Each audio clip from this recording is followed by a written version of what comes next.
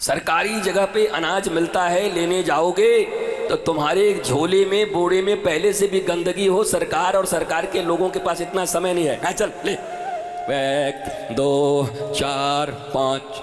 पर तुम्हारी मैया खीर बना के तुम्हारे लिए रखी है और गंदे कटोरे लेकर के आ जाओ तो कान पकड़ के पहले चपती आएगी, बोले गंदा कटोरा।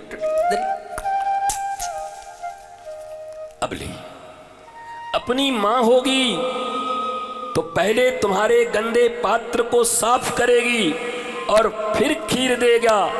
लेकिन अगर कोई सार्वजनिक कहीं ऐसे ही बट रहा है भिखारियों को, तो भिखारी को अपना जैसा रखना है, देने वाले ले पूड़ी 4-4 पूड़ी फेंकते जा रहे हैं। अब उसमें पहले से क्या है कोई खबर नहीं है। कोई देखता है किसी का पात्र? राशन लेने जाते हो सरकारी दुकानों पर, तुम्हारा पात्र देखता है फटे हुए मिले, लो उसको क्या हो, और 2-3 किलो बच जाएगा, उसका गिर जाएगा वहीं पे, उसको कोई मतलब नहीं। तुम्हारे पात्र फटे हों, टूटे हों, गंदे हों, ये दुनिया नहीं देखती। पर याद रखना, संसार में 2 ऐसे लोग हैं, एक माता पिता और एक गुरु, जो पहले अपने बच्चों का पात्र साफ करते हैं, उसके बाद उसमें अमृत डालते हैं। कथा का यही विधान है। कथा तो सीधी है, और अगर कोई व्यास पीठ पर बैठा है तो इतना मूर्ख थोड़ा ही होगा कि भागवत का शुरू करे और वो उसको विश्राम न दे पाए। धर धर धर धर करके बोलते निकल जाए, कौन सी बड़ी बात है? लाइन बाई लाइन कहते निकल जाएगा कथा को, पर तुम्हारे पल्ले ही नहीं पड़ेगी। ऐसे ऐसे श्लोक हैं कि कछु पल्ले नहीं पड़ेगी तुम्हारे। महाराज क्या सुनोगे बताओ? इसलिए पात्र की सफाई जरूरी है। और इन 7 दिनों में कुछ हो न हो, दुनिया की बात तो छोड़ो, भगवान श्री कृष्ण स्वयं, जिनके पिता हैं वसुदेव के, उनको नहीं समझा पाए। भगवान अपने लीला के अंतिम समय में कहते हैं नारद जी से कि नारद जी, दुनिया तो सीख लिया, हमारे बाप को कब सिखाओगे?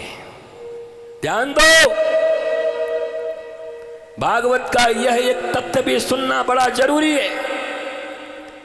सारी दुनिया जिन श्री कृष्ण की बात सुन रही है, उन श्री कृष्ण की 2 ही लोग बात समझने में असमर्थ हैं। एक तो श्री कृष्ण के अपनी संतानी और एक श्री कृष्ण के पिता। अब भगवान ने ऐसा क्यों रोल किया? भाई ठाकुर हमारो बड़ो कर्रो ठाकुर है, इतना कर्रा ठाकुर कहीं नहीं है महाराज। क्या रोल किया है बताओ? सारी दुनिया समझाई दीनी, पर अपने बालक नहीं समझे, दुर्वासा का अपमान कर दिया। सारी दुनिया समझाई दीनी, पर वसुदेव जी का मोह नहीं जा रहा है। तब नारद जी को बुलवाया भगवान ने, कहा नारद जी हम तो थक गए, अब आप ही कृपा करो महाराज, हमारे बाबूजी का भी उद्धार करो। भगवान भी अपने पिता को समझा नहीं पा रहे। इसलिए घर में कभी कोई तुम्हारी बात न समझे, तुम्हारा अपना संतान, पत्नी, बच्चे, जिनको तुम अपने कहते हो, तो तकलीफ में मत होना। एक तो देवाधिदेव महादेव हैं, जिन्होंने सती को समझाने में असमर्थता जता दी, अपनी पत्नी को नहीं समझा पाए। दूसरे भगवान श्री कृष्ण हैं,